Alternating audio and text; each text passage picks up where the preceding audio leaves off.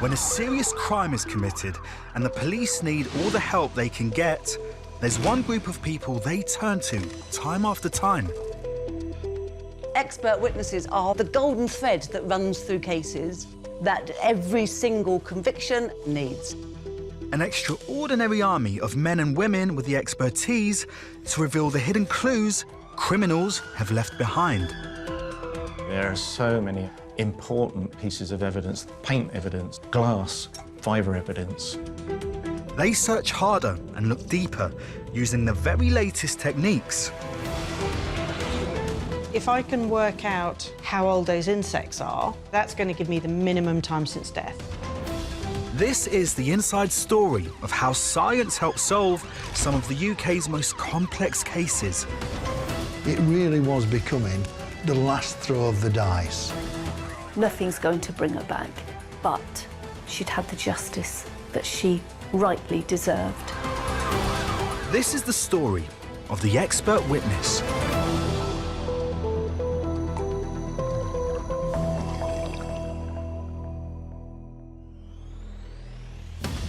In this programme, we discover how the study of insects was crucial in solving the mystery disappearance of a Warrington teenager.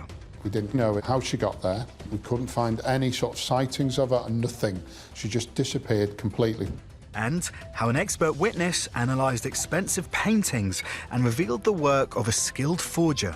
It's really only in the last 20 to 30 years that it's taken off in terms of analysing artworks to work out when, where they were painted, perhaps by who.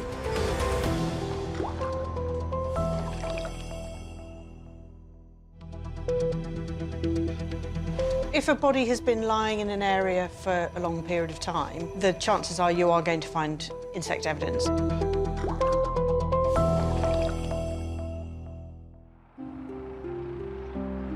Warrington, 2003. 17-year-old Shafilea Ahmed is a pupil at this sixth form college. She's an ambitious and diligent student who enjoys an active social life. So when she didn't appear at school, it was clear something was wrong. The bright student who was studying A-levels and dreamed of being a lawyer was last seen by her parents on September the 11th. Detective Geraint Jones from Cheshire Police was put in charge of the investigation.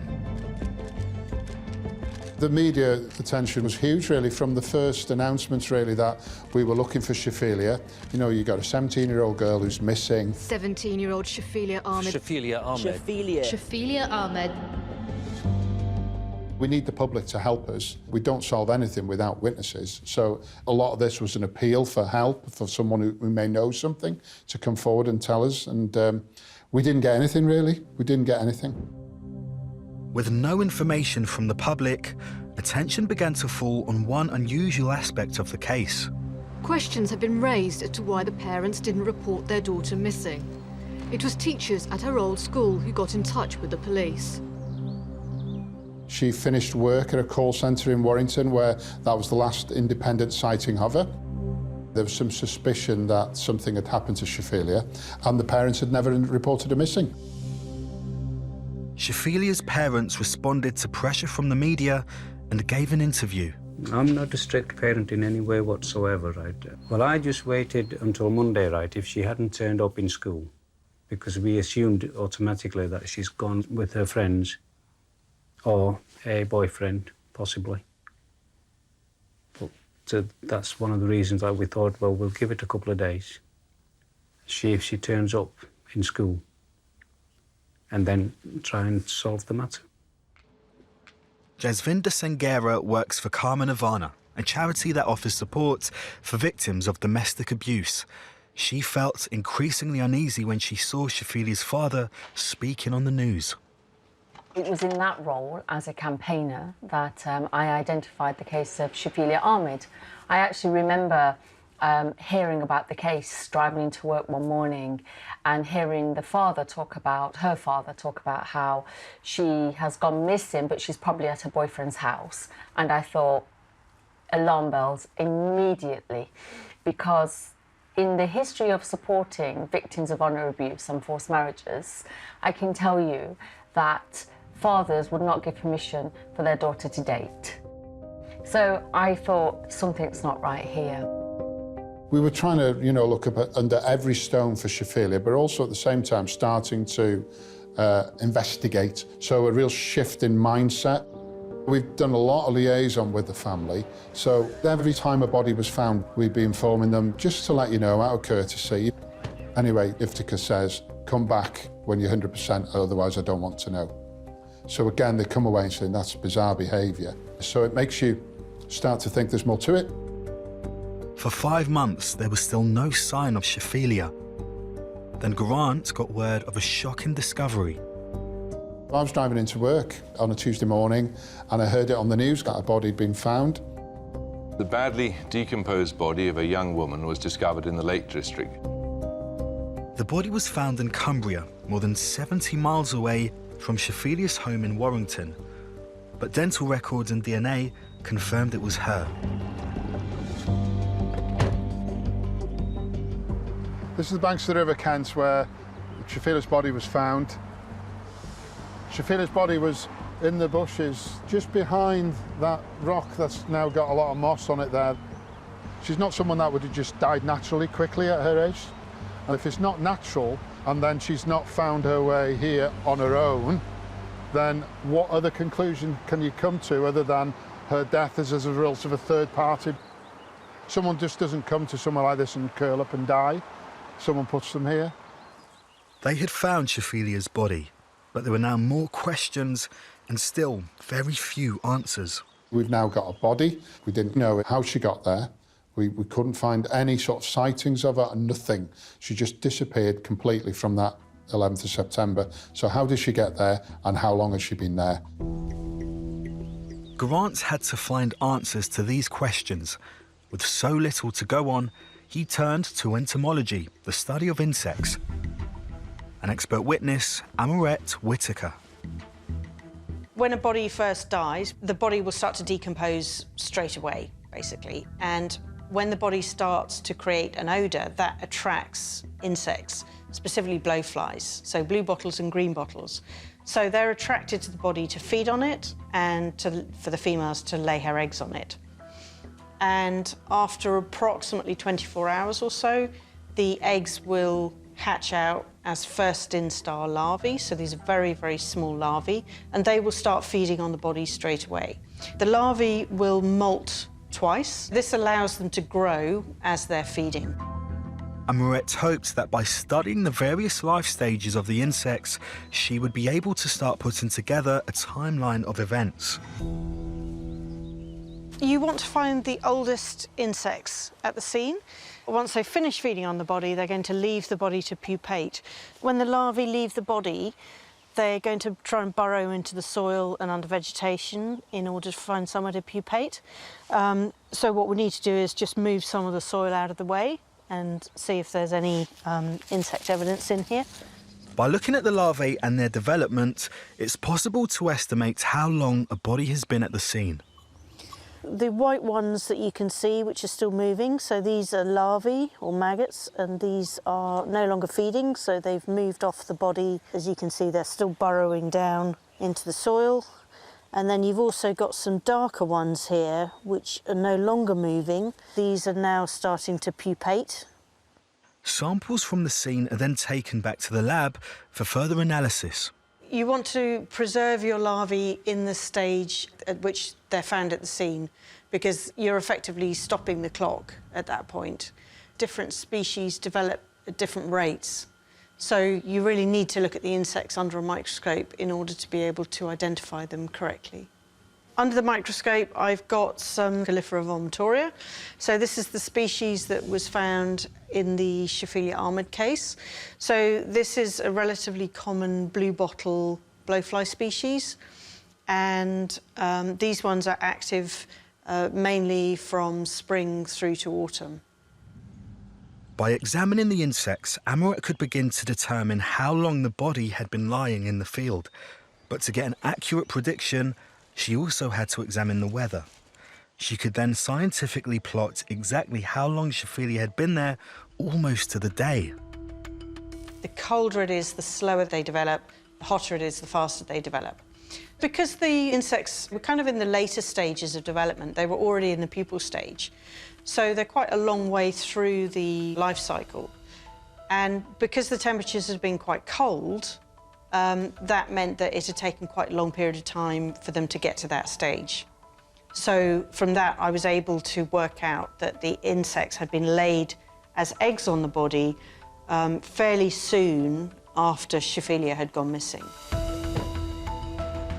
Amoret had found Shafilea had died and been left in this field around the same time as she had been reported missing. It was the breakthrough the investigation had been waiting for.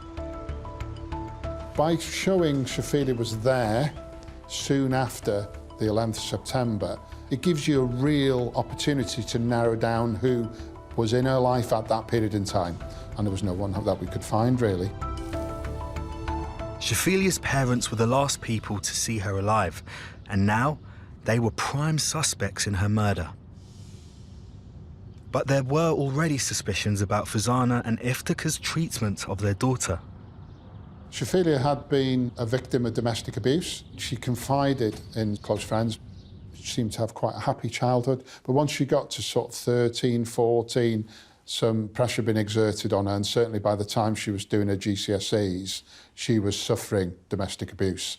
And she describes to her friends about, you know, getting locked in the house, about her mum holding her down, dad strangling her, all sorts of things going on. And that was reported. There was reports. The school really tried to help. Not much reported to the police. This pattern of abuse is all too familiar to social justice campaigner Jasvinder Sangera. She believes Shafilia's parents were punishing her for pursuing a lifestyle they didn't approve of.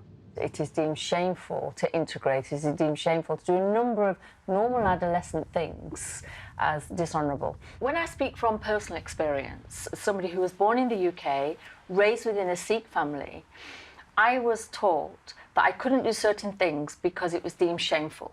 So my parents would say to me, this is culture, this is our culture, this is part of our tradition, even part of our religion. And as a young person, I believed that because these were my parents. So only when I got older did I understand, actually, this is not cultural. This is not part of my tradition.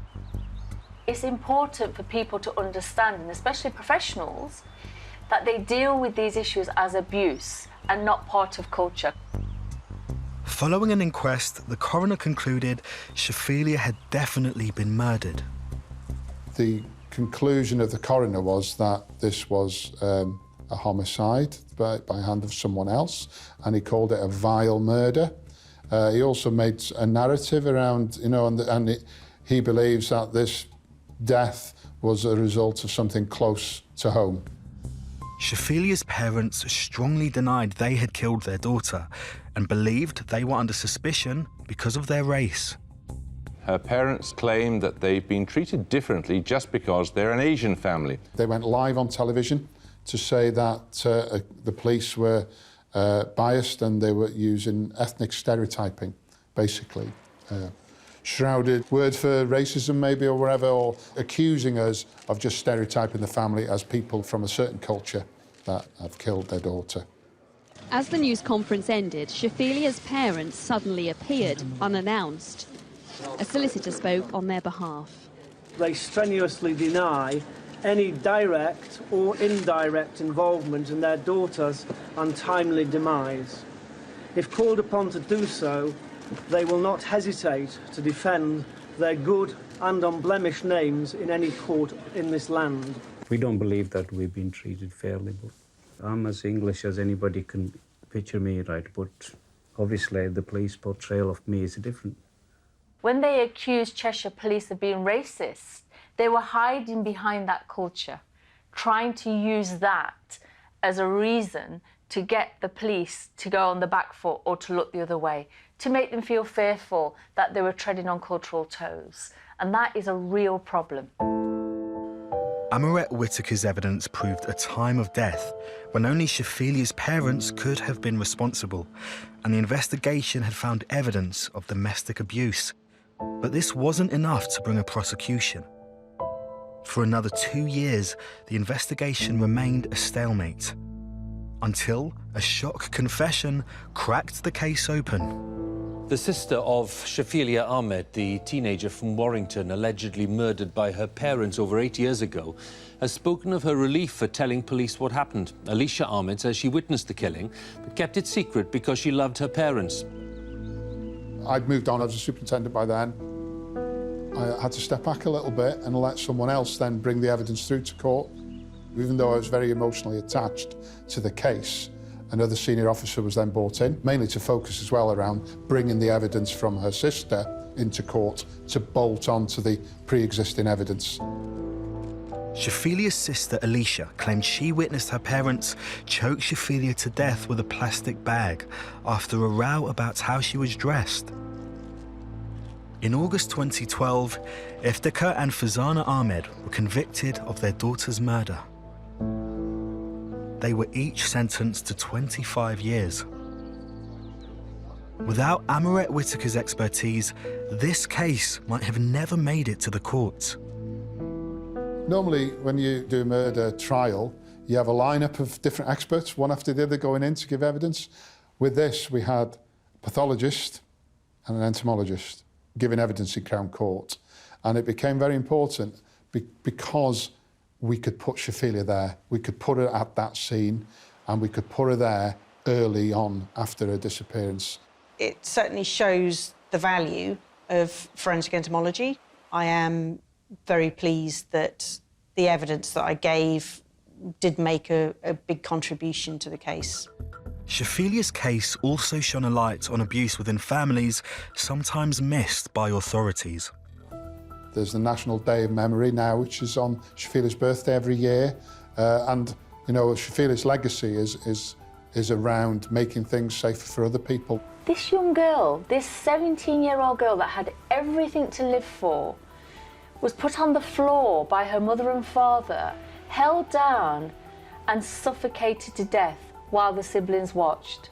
Now, the reason they're referred to as honour killings, and we have to recognise this, is because the mother and father saw Shafilea not as a victim, but as a perpetrator and somebody who has dishonoured the family.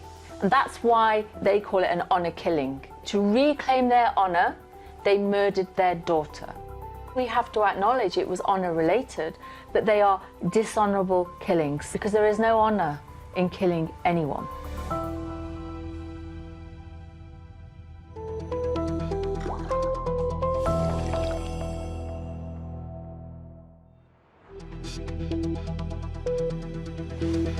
Fraudsters and forgers are getting more sophisticated all the time, and more sophisticated in terms of the detail that they will go into.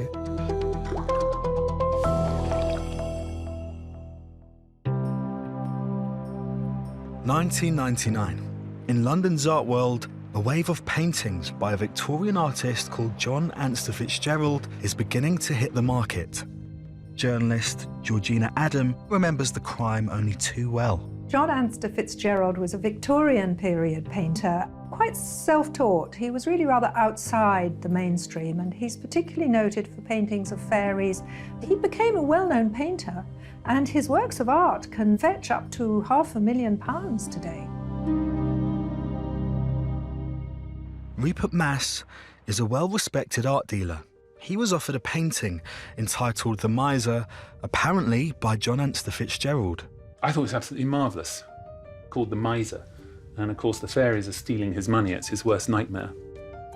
The man selling it was Robert Thwaite, and he had a plausible reason for wanting to part with the painting. He said that the painting had belonged to his family and had come into his family as a result of a settlement of a debt.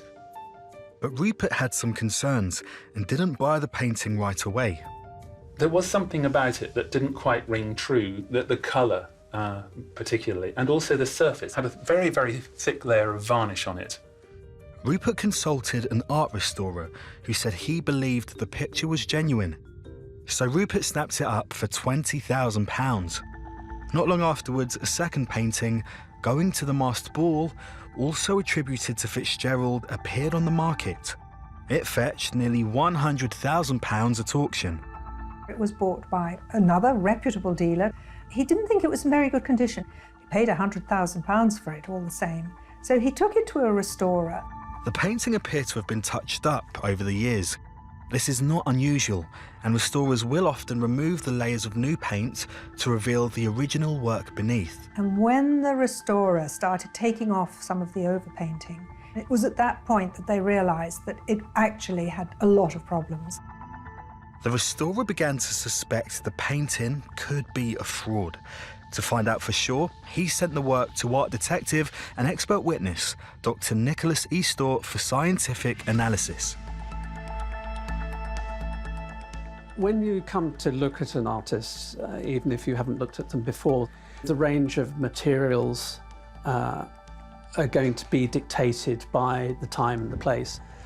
By the time you get to the 19th century, when you have an artist like Fitzgerald, there's a big explosion in chemistry and systematic production of pigments that's using new kinds of technologies. Nicholas began his investigation by analysing samples of paint. He was looking for pigments that weren't used or hadn't been invented when Fitzgerald was alive. The process from here is a very systematic one. Sampling is done under a microscope because you can't take those very, very small samples without a microscope. We followed our usual approach and sampled lots of different colours, and we can see there's several sorts of reds and whites and greens. But it was the artist's choice of yellow paint that caught Nicholas's eye. John Anster Fitzgerald is known to have used a blend of pigments particular to his time. It's actually commonly called Naples yellow, composed of lead and antimony. And this was quite widely used in the 19th century as sort of a mid-yellow colour.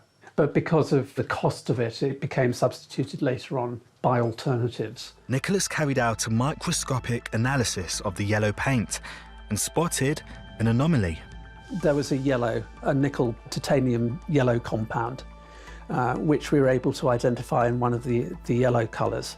And this is a compound that was not introduced until the 20th century, well after Fitzgerald had died. On its own, this clue did not prove the work was a forgery. The modern yellow paints may have been added as part of a touch-up by a well-meaning restorer later in the painting's life. So Nicholas looked for further evidence of a modern restoration. We'll be examining it under ultraviolet light. Once we've done that, we'll start getting it under a microscope so that we can look in more detail at the surface to look for things like, has the signature been added? Sometimes we take x-rays of paintings and that type of thing to help us. But Nicholas could find no further evidence of a modern restoration and began to suspect the conspicuous yellow paint was the result of a slip-up by a skilled forger. There was no evidence that it was part of any later campaign of restoration. It points to a common error. People go and try and find historical materials. They think they're buying one thing and they're actually getting another. But before he wrote off the work as a complete fake, Nicholas had one more examination to make. In this case, it's useful to be able to compare to the works of the artists themselves.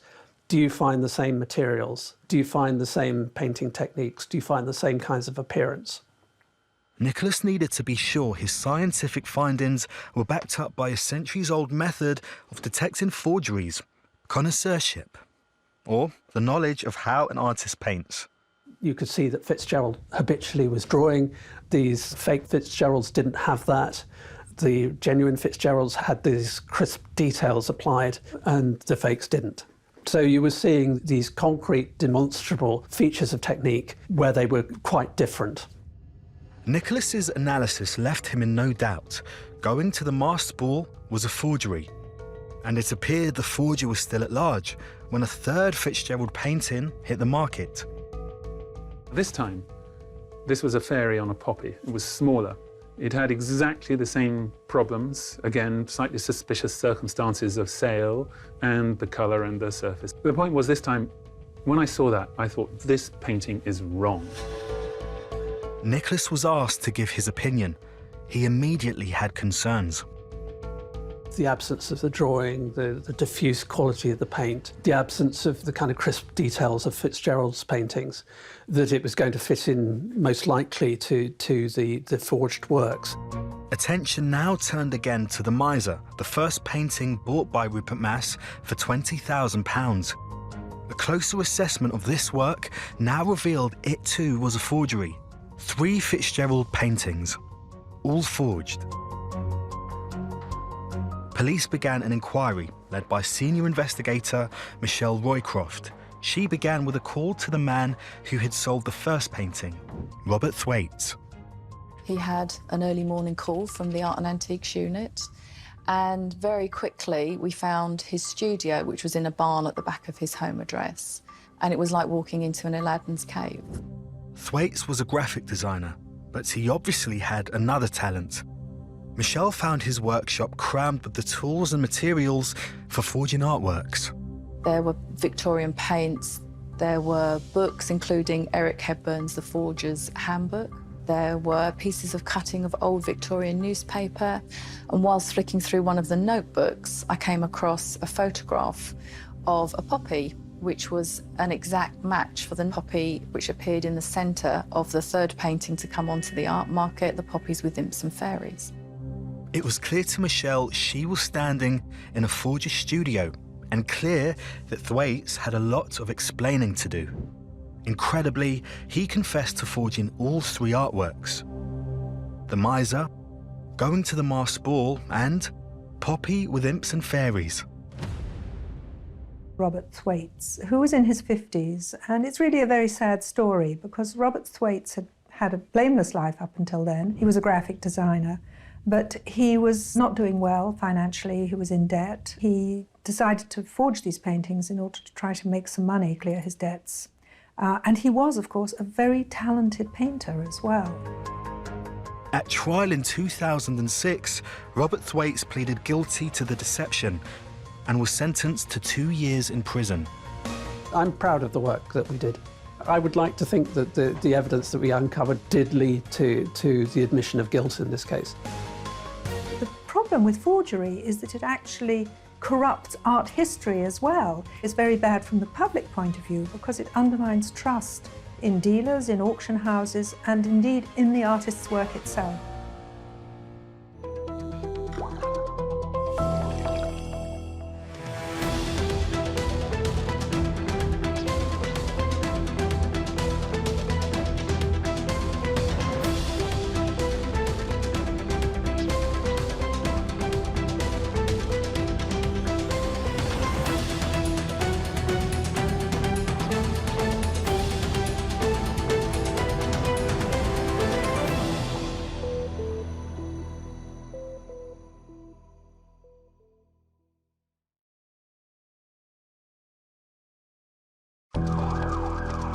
When a serious crime is committed and the police need all the help they can get, there's one group of people they turn to time after time: the expert witnesses. Expert witnesses are the golden thread that runs through cases that every single conviction needs. An extraordinary army of men and women with the expertise to reveal the hidden clues criminals have left behind. There are so many important pieces of evidence: paint evidence, glass, fibre evidence. They search harder and look deeper using the very latest techniques. If I can work out how old those insects are, that's going to give me the minimum time since death. This is the inside story of how science helped solve some of the UK's most complex cases. It really was becoming the last throw of the dice. Nothing's going to bring her back, but she'd had the justice that she rightly deserved. This is the story of the expert witness.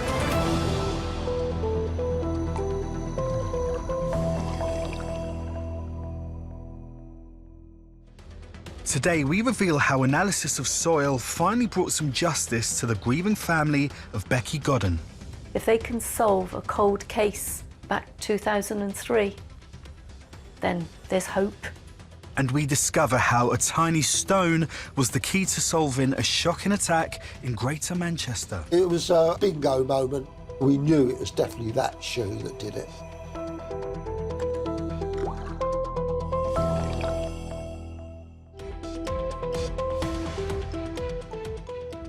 Soil that has been recovered many decades ago can be opened and secrets revealed. One day we were approached by a police officer with a spade and said, "Can you help us work out where that soil on the spade came from?"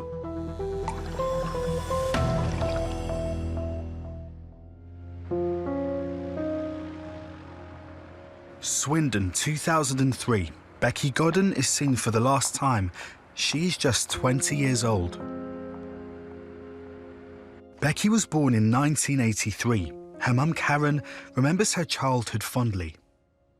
Oh, she was a lovely little girl, really vibrant and very popular, had lots of friends. And then there's a picture here when she was bridesmaid at my wedding. She'd already started her struggle in this one. You wouldn't think so to look at her, though. She was bullied at school, and that led to a spiral in her life. And the next thing we knew, she was taking drugs. She left home, then she'd come back, and then she'd go, and then she'd ring me up, she'd be in trouble, then she'd come back again. Over her teenage years, Becky's contact with her family became less frequent until 2003, when it stopped entirely. So she was gone for a very long time.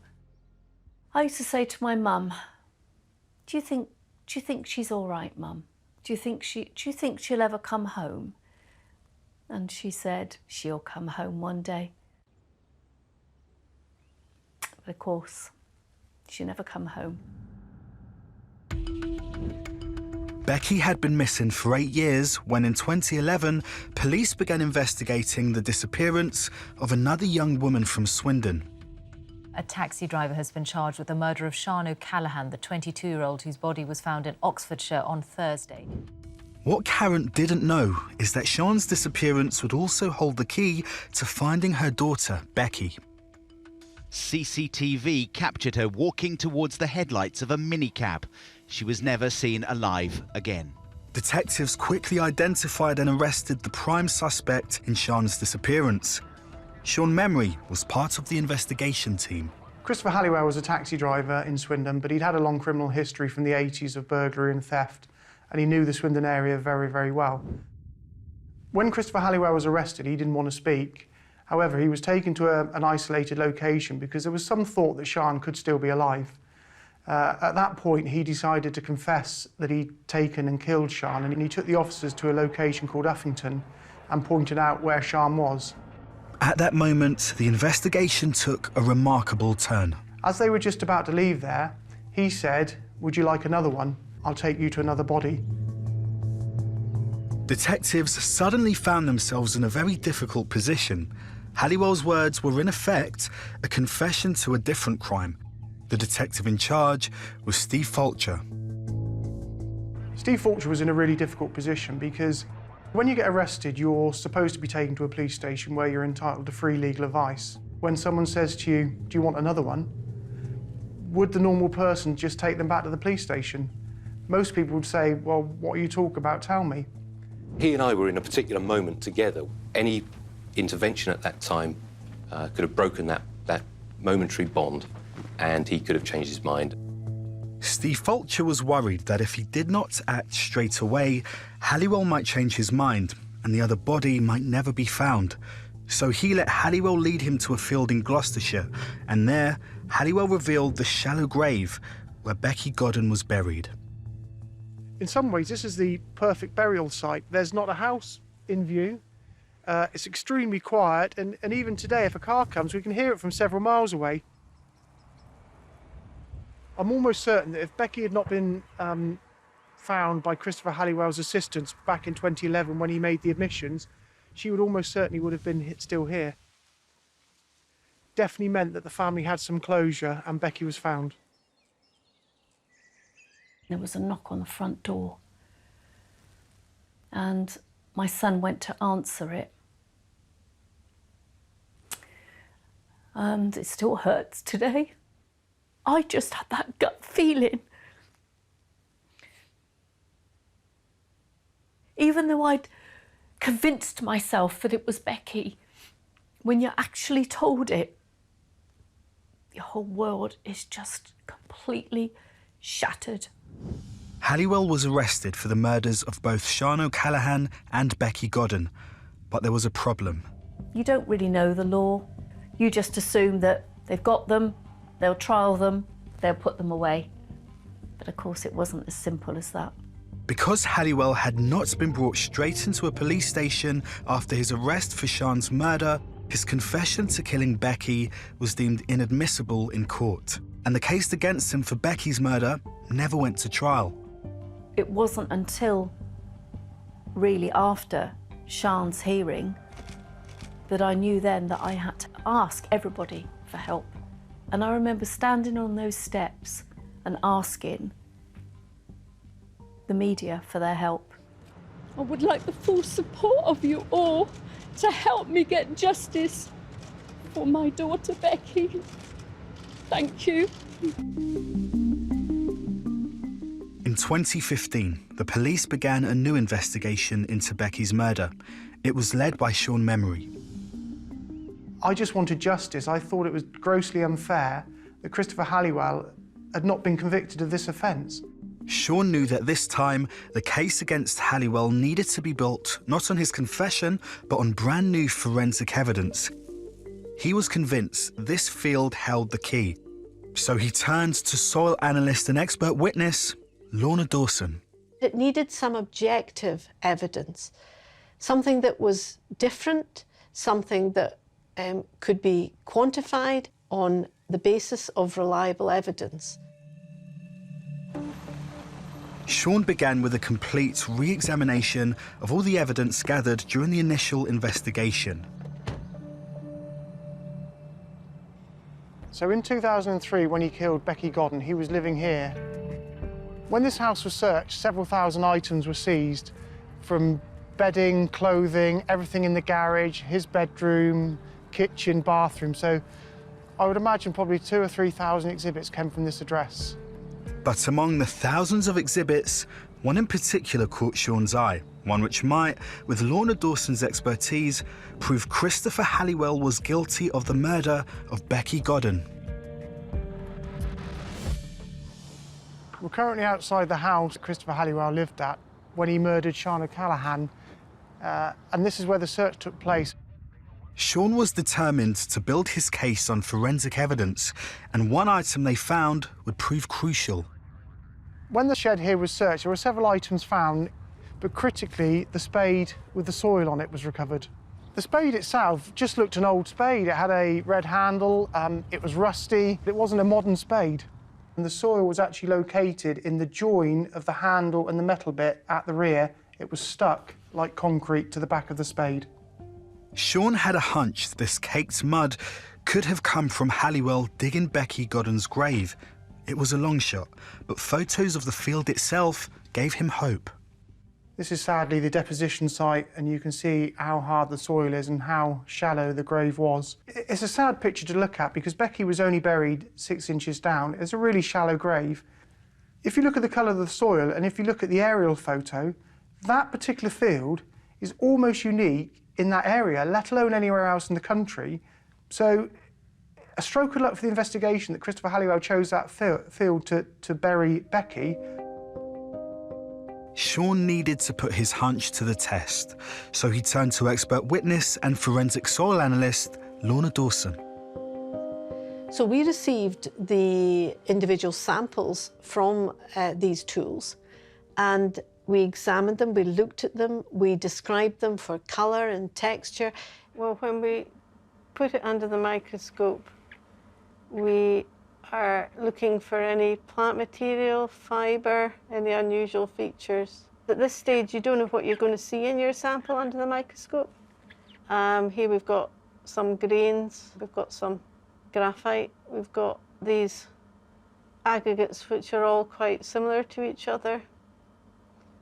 We can narrow it down to the aggregates on these tools, and we then take them through the process for the organic characterisation.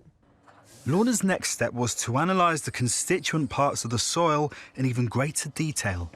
This is a gas chromatograph. Gas chromatography is where the materials that we are looking to quantify are separated out. What happens with this is we change the compounds into vapours, so they become gases. They are then heated up in this column within the machine. They're separated by mass or size. And the detector part allows us to quantify how much of each of these compounds is in each sample. This was an orangey yellow soil, so it was quite distinctive. And the fact it was a corner of a field, it was quite unusual in its characteristics. So what we've got on this trace, green sample is the sample from the spade. And then we've got the pink line here, which is the sample from the grave where Becky Gordon was found. They are very similar, how much is in of each of the compounds from the field and from the sample from the spade. Firstly, I didn't know whether the soil from the back of the shovel would have come from that field. That in itself would be quite remarkable that he used that particular shovel to bury Becky Godden. So we waited patiently for several weeks, and then I got that golden nugget moment and a phone call from Lorna. And she was able to say to me that a couple of the samples effectively were a direct match to the spade. And when we looked at those exhibits, they were the samples that were removed from the deposition site at Becky's body. This compelling new soil evidence meant Christopher Halwell could at last be tried for Becky Godden's murder. A date was set for the trial.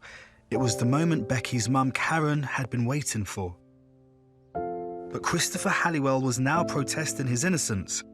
After all these years, it seemed he might escape justice again. Even though you longed for that day, for that conviction, because let's face it, you have a trial. It was trial by jury. And then they've got to go away and they've got to make their mind up. So you go through all of that. You are really on tenterhooks all the time. The jury took just 2 hours to find Halwell guilty. He was then sentenced to life in prison. It's never going to bring Becky back. Never. Nothing's going to bring her back. But she'd had the justice that she rightly deserved. After years of legal wrangling, it was Lorna's soil science that finally delivered justice. Lorna Dawson's absolutely fantastic, and without her use on this investigation, I don't think we would have solved it. And her knowledge and the way she explained it was just first class. Science and technology had been developing that we were able to use to be able to show that the material on those tools had come from that location. I think it's vital to not give up on these cases. Just because someone has been convicted and serving life imprisonment, there's no closure for Becky's family. All they wanted to know and hear was someone to say that Christopher Halwell was responsible for murdering their daughter. Let me tell you, if they can solve a cold case back 2003, then there's hope. There's hope for all those other parents out there, or people that are waiting for their loved one to come home. There's hope. And Lorna, if I ever get the chance to meet her, I should give her the biggest hug and thank her for what she did. Yeah.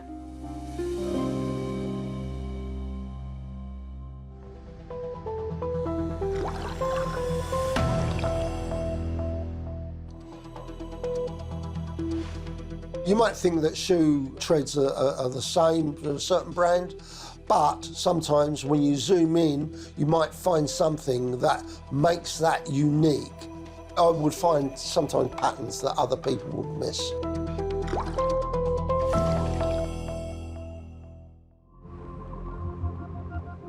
Droylsden, Greater Manchester, 2004. A 53-year-old man is found dead in his house. It looks like he has been beaten. Ruth Tully is a criminal psychologist who took a keen interest in the case. Domestic violence is a huge problem in the UK. It's often a hidden problem, but it's one where I see perpetrators on a day-to-day basis. Vigilante attacks like this, thankfully, are very rare, but putting justice in their own hands clearly had devastating consequences for everybody concerned here. It was Easter Sunday. William Wilson, known as Billy, and his brother Anthony were out drinking in Droylsden and they bumped into their mother's ex-partner. There were allegations that he tried to strangle her around a year before, so it was clear that there was bad blood between them all.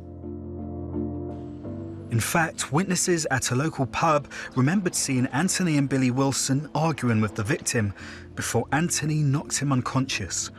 A few days later, the man was found dead at his home. It was a shocking scene. The scene was very bloody, as though something very violent had gone on. Not just dead, but mutilated as well. The police carried out a forensic examination of the property, searching for DNA of both Anthony and Billy Wilson. But, as retired detective Roy Lambert knows well, the presence of their DNA would not be enough to prove they were there on the day of the murder. The public think DNA is the silver bullet, but it's not. These types of offences bring their own problems because when strangers are not involved, somebody may have visited the scene or the house where the victim was found in legitimate circumstances and left their DNA there. It's very important when you're building a case to know what the context of the DNA is, so it's where it was found, whose DNA is it, what access did they have to the premises, what access did they have to the victim. There was one piece of evidence, though, that investigators were convinced could hold the key. So they called on forensic imaging expert Derek Tremaine. There was a hand mark on the stairs on wallpaper. The handprint was in blood. But when Derek was sent the piece of blood-stained wallpaper, he realised it wasn't going to be that easy. The bloody handprint on the wallpaper had already been to forensics, and when I received it, it was like a piece of dish rag, to tell you the truth, and I couldn't do much with it. The investigation was going nowhere, but Derek was not about to give up. I was speaking to the officer on the case, and I said to him, you know, is there anything else? He said there were some footwear marks on his back. Forensic investigators thought the footprint-shaped bruising on the victim's body was too small to belong to Billy or Anthony Wilson. But Derek wasn't so sure. They're not experts in looking at injuries like we are. And they had sized it on a mark. It was quite a deep-looking bruise. Derek was more interested in the more superficial bruising closer to the surface of the skin. This is known as intradermal bruising. Deep bruising is more amorphous and it also can spread. Intradermal bruising can leave very fine detail. It's very important when you're looking at something to look at the intradermal. Derek now began a new analysis of the footprints, hoping to find something that others had missed. It is puzzle solving all the time. There's a block there. You can see there's rings going down there, and there's some more parts of rings there. If you push down on your skin and lift it, it goes white. Now, what happens when a shoe hits it on and off like that? That blood gets displaced out quickly. So you might get areas of blanching either side. If someone's alive, after a time, very quickly it will repair itself. But if someone's dead, the heart's not beating and then it will stay there. It was clear to Derek that there were injuries that had been caused by an attacker stamping on the victim's back. Now he wanted to compare the pattern of the bruising to the tread of the shoes worn by Anthony and Billy Wilson. When I got the images of the shoes through, I could quite simply see that they had all these rings and shapes. As soon as I saw them, I got very excited and thought that, you know, there could be a match here. Derek was convinced the bruises were a match with a trainer worn by Billy Wilson, but that's not enough for a jury. Derek needed to provide proof. So then I performed an overlay using the trainers. I made them made the trainer the same size as the injuries here, using the scales here, and then I put on several layers of the shoes in different positions. So you can then fade the layer in and out to see if it's made that mark or not. When I sized them, they matched completely. For the first time, police had evidence that identified the killer as Billy Wilson. But the tread pattern on Wilson's shoes was very common, so could have been worn by anyone. Derek needed to find evidence to link the bruises to the specific pair of trainers worn by Billy Wilson. Footwear is good evidence, but it's only good evidence if you can find the right boot or shoe. If you're lucky, as an investigator, it will be an unusual type of footwear, maybe an imported shoe or boot, but it also may have on the tread unique imperfections or unique features. Shoes have all got the same tread mark, you know, a certain brand of shoes, but sometimes there may be something on that shoe that will make it unique. This was what Derek now needed to find, and he began a minute examination of the tread on Billy Wilson's shoe. I could see that there was a tiny abrasion in the intradermal bruise, which is just here. There's these tiny abrasions here, and when I overlaid the shoe, it came up exactly with a small stone that was trapped in the treads. Yeah, it was a bingo moment. This tiny stone was exactly what Derek was looking for. Obviously, a stone trapped in the shoe, making a mark, would make it unique. But the chances of another shoe having a stone in it in exactly the same place is pretty impossible. So we knew it was definitely that shoe that did it. Expert witness Derek Tremaine had found evidence to lead police to the feet of the victim's killer. Billy Wilson was charged with murder, his brother Anthony for assault. The pair stood trial in 2005. Because he was attacked so viciously, the offenders could not say it was done by an accident. Now, if you commit serious injury and the person dies as a result of those serious injuries, and you intended to commit the serious injuries, that's enough intent to prove murder. It's not accidental.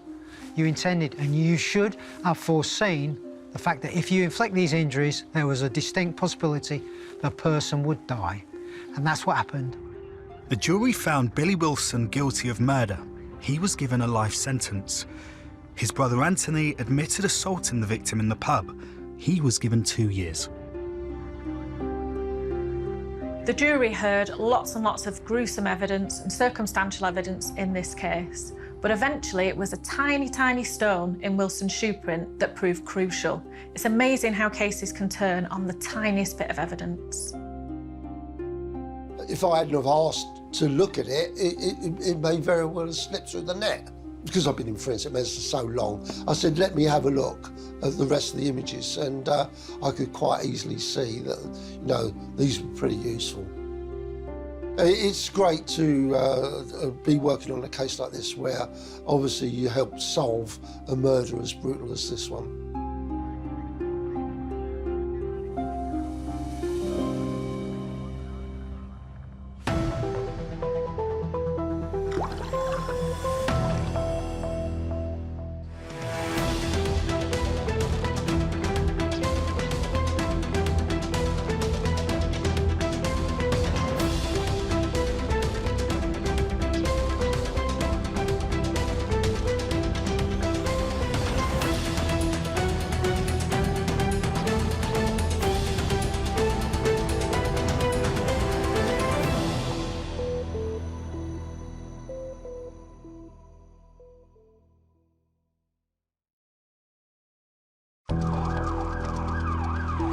When a serious crime is committed and the police need all the help they can get, there's one group of people they turn to time after time.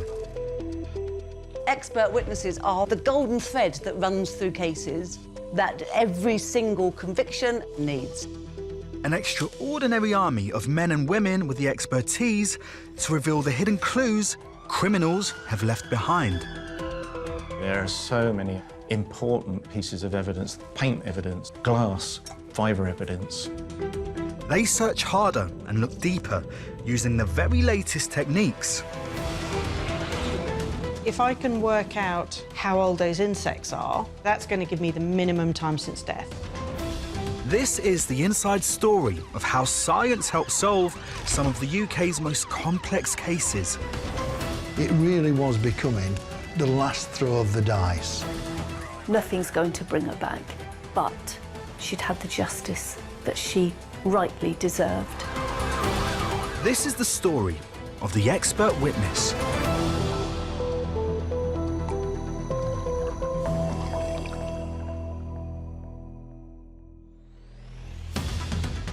In this programme, we reveal how the power of forensic science not only found a killer, but also freed an innocent man. When the conviction was quashed, well, it was huge, life-changing. And we uncover how an expert in facial comparison helped identify the suspects in a shooting at a Leeds nightclub, all captured on CCTV. The material that I look at is a blind assessment, but when you have impartiality in your mind, you're not looking for face features or answers. You're looking to solve the mystery.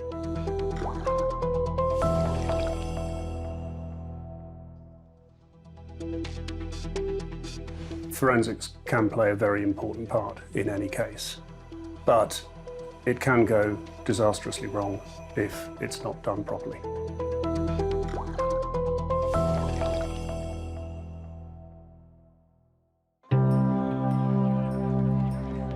The year 2000, Milton Keynes. 19-year-old Rachel Manning is enjoying a night out at a fancy dress party. Hours later, she was dead. Rachel's body was found here in the undergrowth, close to Woburn Golf Course. Rachel had been strangled and hit with a car steering lock. Her boyfriend, Barry White, was charged with her murder, and Barry's friend, Keith Hyatt, with perverting the course of justice by helping to dispose of the body. Both men were convicted, but continued to maintain their innocence.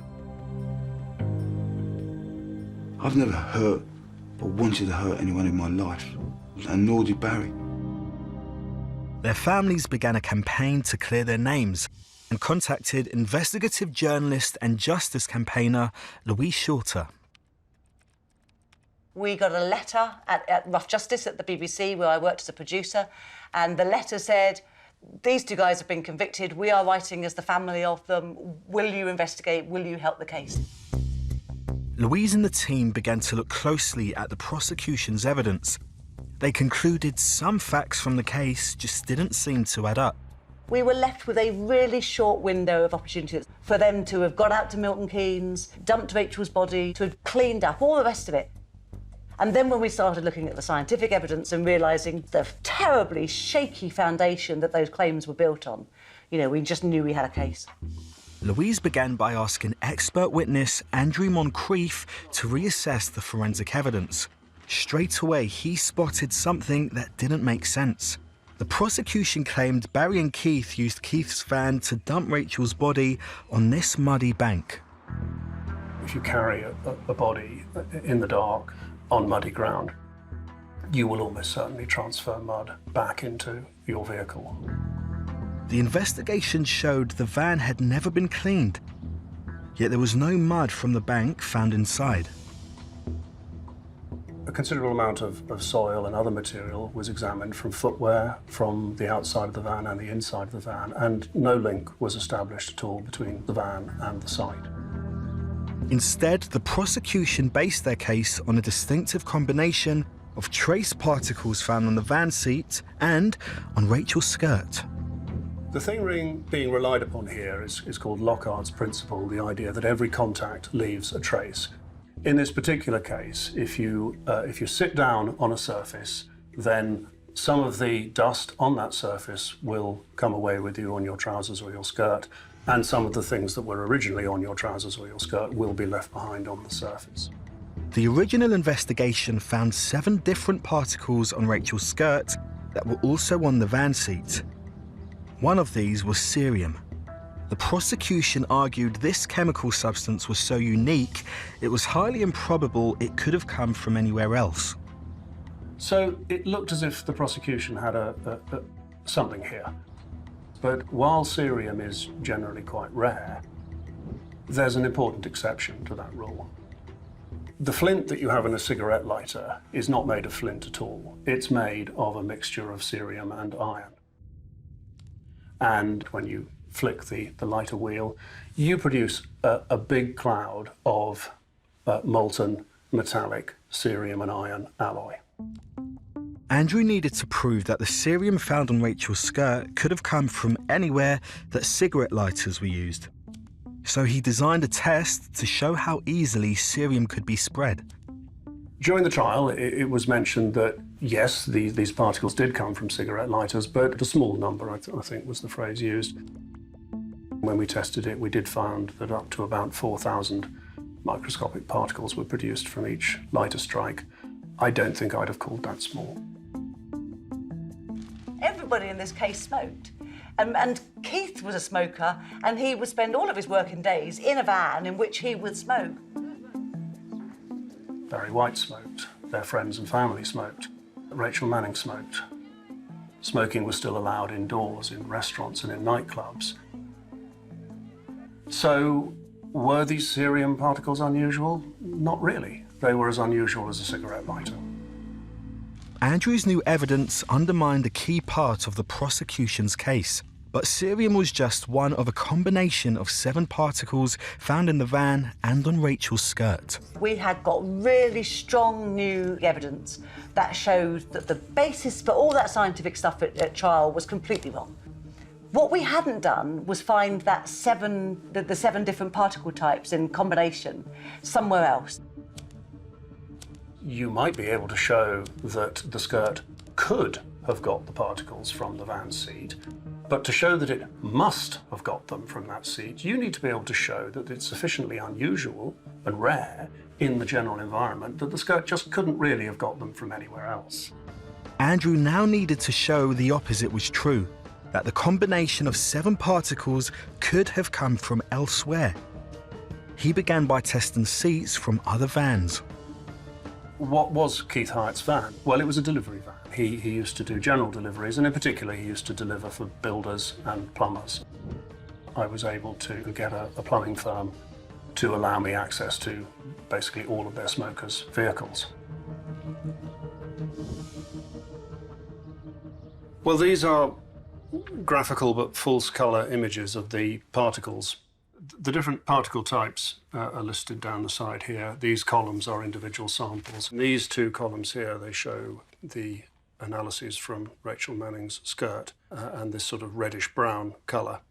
But you can see that all these other samples here also have plenty of these particles, and there are no glaring omissions. Andrew's research revealed not only that the same combination of particles could be found in other vans, but also that other random vans were in fact a closer match. Some of the samples that we took matched Rachel Manning's skirt better than Keith Hyatt's seat. And if the data showed anything, actually they showed that she hadn't sat in the van. This new evidence contradicted the prosecution's case entirely. Barry and Keith's family immediately launched an appeal. And in 2007, their convictions were quashed. Barry, still in prison, was at last released. I lost a life, I lost a good life. And I hope they know how much I did love their daughter. I remember how euphoric everybody was, but so much of Barry and Keith's lives had been ruined by that stage, you know, and they still lived for a very long time under a cloud of suspicion. There was the old, you know, no smoke without fire brigade that still thought they could be guilty. Expert witnesses had proved Barry and Keith were innocent. Now, could a new team finally find the real killer? Once again, forensic expertise would be vital. One thing I absolutely know is that you need good experts. Every single case needs good experts. And one of those experts was Tracy Alexander. At the time, Tracy was head of a cold case team at a private laboratory. In this particular instance, there were definitely plenty of clues that you could reinvestigate. Thames Valley Police had done all the right things. They'd kept all the exhibits and they'd kept them appropriately, so they were really fit for reinvestigation. There was one piece of evidence in particular that Tracy felt had not been fully investigated: a steering lock. Somebody hung on to it sufficiently strongly so that they left a broken piece of it in the deceased's head. Consequently, one knows instinctively that the other end is the bit that you're interested in. So if we say that you transfer genetic material simply by touching an item, that's the end that we need to look at. After 8 years, could advances in DNA technology finally identify the killer? Roy Green was the expert witness brought in to find out. So it was known that this item was used as a weapon. What we do then is target the area where someone might have held it and swab that area to try and find their DNA. And that DNA could be transferred from them and as a touch DNA, it's called. If you touch an item, every contact leaves a trace. And if you can collect that appropriately, and if you can then profile it with all the specifications that you need in order to interpret the result that you get, then you've got a DNA profile. It took weeks of analysis, but eventually Roy identified a DNA profile and matched it to a name on the National Police database: Shafilea Ahmed, a 41-year-old restaurateur from Bletchley. He had been convicted in 2010 for sexually assaulting another young woman, but he insisted he was not Rachel's killer. He gave an explanation that he had been in various cars and taxis and then maybe he touched such an item and that's maybe why his DNA was on it. Roy and the team needed more evidence. Where you have a case where there has been a previous conviction, the defence will go, no, you said it was these two people, or the police said it was these two people, and now you're saying it's this person, and they'll play one off against the other, and that's why it means that the burden of proof is that much higher. There was one exhibit that could help: a single hair found on Rachel's clothing. Hairs are not necessarily that discriminating in terms of DNA, but mitochondrial DNA can give you a huge amount of information, and it's only maternally inherited. So the maternally inherited DNA that we got from that hair was definitely from Shafilea Ahmed's family. Ahmed had 3 brothers. The investigation eliminated 2 of them and his mother, meaning the hair on Rachel could only have come from Shafilea or his 3rd brother. Detectives asked a statistician to assess the likelihood. He was able to calculate that the results were 350,000 times more likely if they were from Shafilea rather than his brother. Scientists had identified Shafilea Ahmed's DNA on the murder weapon and could now show one of his hairs was on Rachel's clothes. They believed he had picked Rachel up when she left the club alone, and they had enough evidence to begin a prosecution. A jury found Ahmed guilty of murder. Barry White and Keith Hyatt were in court to hear the conviction. Knowing that your evidence has helped finally solve this case is satisfying. There's an impact to the victim's family, but also these poor two that got put away for something they hadn't done. And some might have thought, well, they were let off on a technicality, you know, just because these particles weren't unique. Well, does that really mean they hadn't done it? Well, actually, yeah, it does. And they can now say that.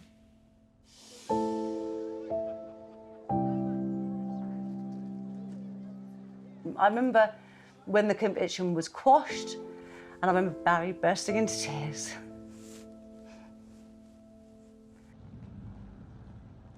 But it was huge, life-changing. It's emotional, and I'm upset because it was just such a huge amount of work to get to that stage.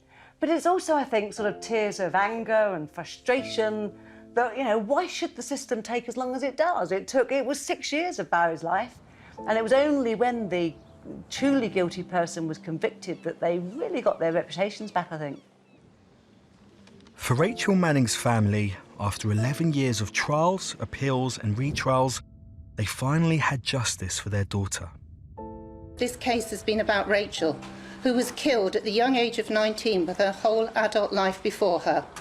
This has been denied not only to her and us, her family, but also her friends, who still miss her deeply.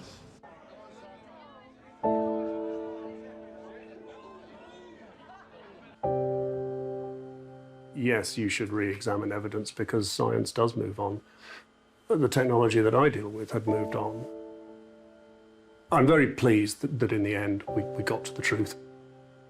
A lot of harm was done along the way to many people, and I just hope that getting to the truth has made it easier for all those concerned.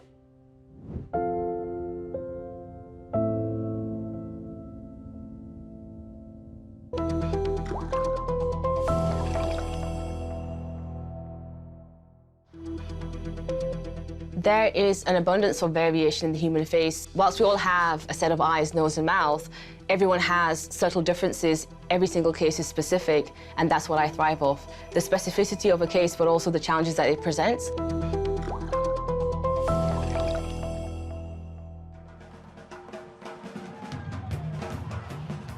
August 2016, and Leeds is enjoying its carnival. On Chapel Town Road that evening, Nightclub's nightclub is heaving with revellers, but outside, a violent crime is about to unfold. Throughout her career, criminal psychologist Ruth Tully has seen a lot of cases like this. Outside the nightclub was where a brutal attack took place, which involved 3 perpetrators honing in on their victim, shooting him at very close range with a sawn-off shotgun, and even injuring him as well with a machete. But what the attackers didn't know was that this was all caught on CCTV. The victim is identified here by a blue tag. 3 men approach him, one brandishing a machete, as 2 of the men punch and stab at the victim. A third pulls out a sawn-off shotgun, which he then fires from close range. 3 men flee the scene. The victim is left with a serious shotgun wound to his left shoulder and upper torso, and stab wounds. These injuries were so serious that the victim needed urgent, life-saving surgery.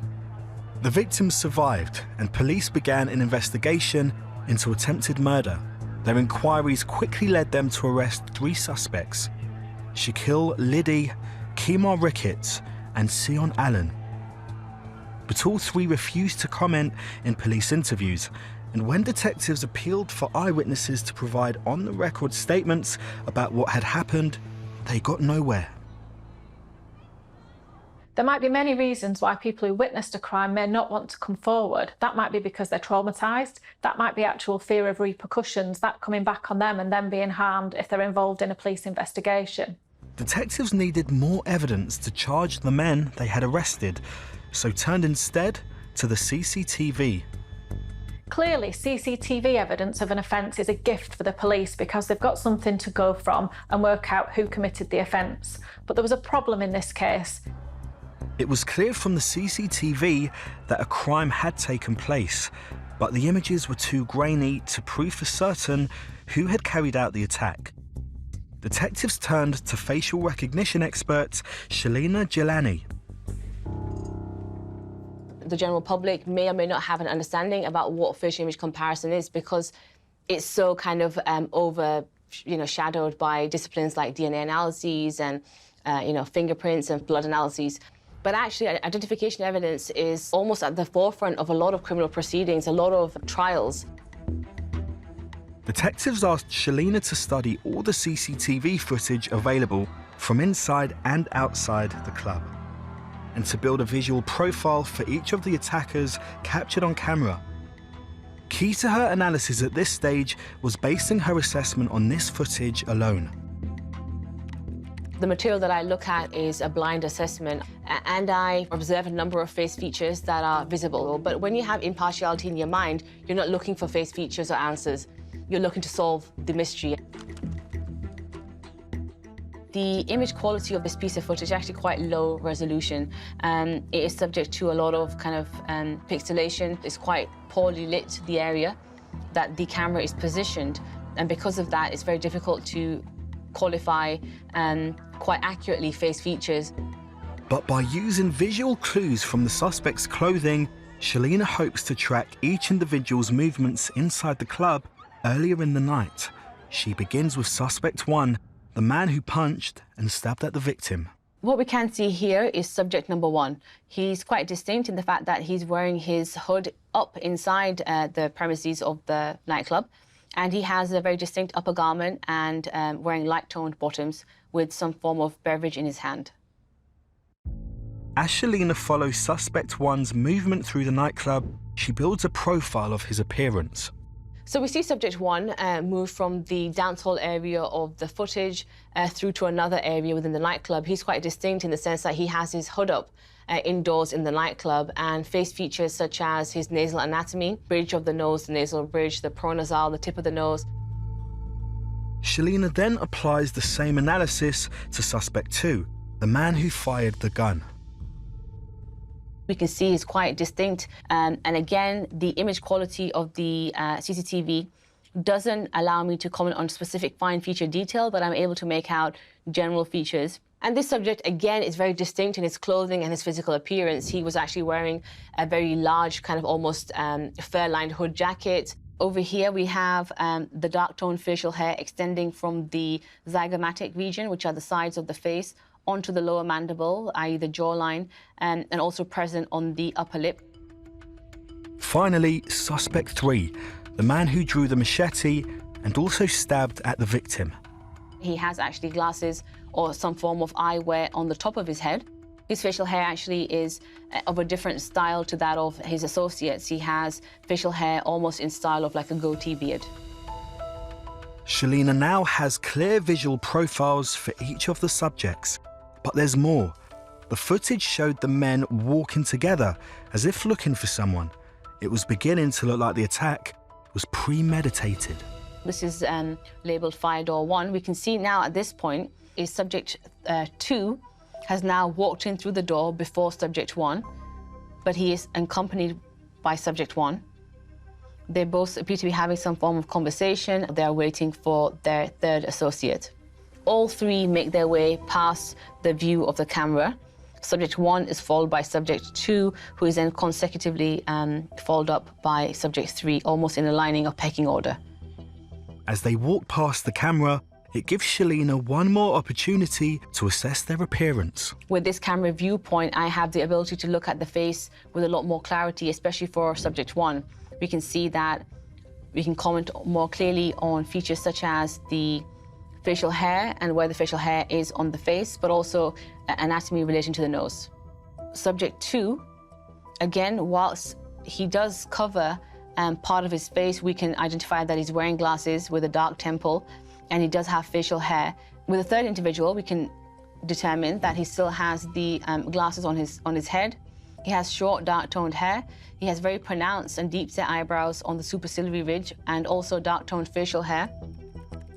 Only now, when this analysis is complete, does Shalina finally look at the images of the men in custody. Shaquille Liddy, Kemar Ricketts, and Sion Allen. For the first time, Shalina began a direct comparison between them and the features of the suspects identified on CCTV.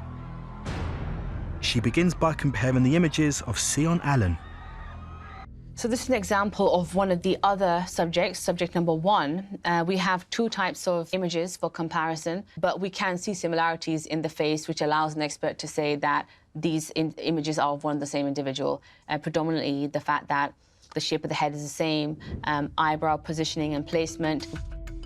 Next, Kemar Ricketts. Again, the placement of the eyebrows, the nasal morphology, wide nasal bridge, wide nasal allows eye nostrils, very particular style of facial hair, which is present on his upper lip, the philtrum area, but also extending down to the chin. And finally, Shaquille Liddy.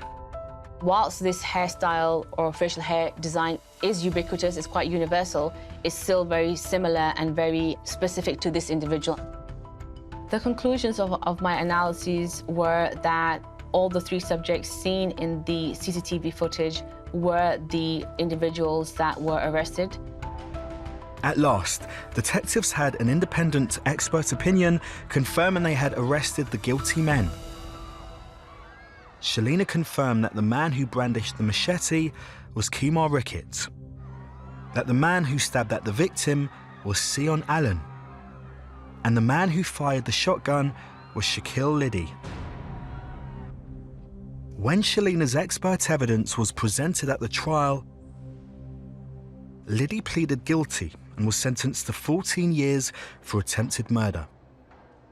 Ricketts and Allen admitted nothing, but were found guilty and each sentenced to 19 years. Criminal psychologist Ruth Tully has come across many cases of this nature. Multiple perpetrator offences are always very interesting to me as a psychologist because each individual involved may have had a unique motivation for being there. There may have been a leader within the group, there may have been a follower within the group, but ultimately, as is clear from these convictions, all played a role in this very serious offence that put not only the victim at risk, but in such a public place, placed the members of the general public at a high risk as well. With video analyses and facial image comparison, every single case is specific, and that's what I thrive off. Once that job is done, once that analysis is conducted and the case is closed, I know that I've played an active role in assisting the criminal justice system.